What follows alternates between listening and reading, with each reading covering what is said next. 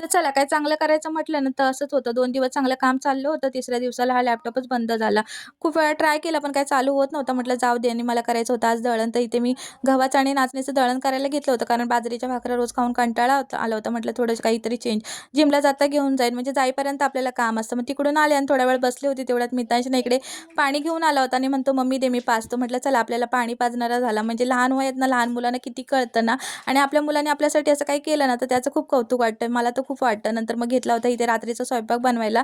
तर बाजरीच्या भाकऱ्या बनवायला घेतल्या होत्या आणि त्याच तव्यामध्ये ना मी बोंबिली फ्राय करायला टाकले होते. तर पहिल्यांदा स्वच्छ असे बोंबील धुवून घ्यायचे.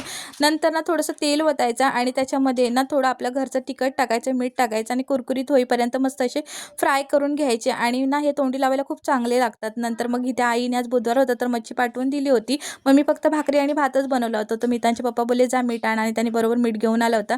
नंतर मग घेतला होता हा भांड्यांचा पसारा आवरायला. असा होता आजचा दिवस. Please subscribe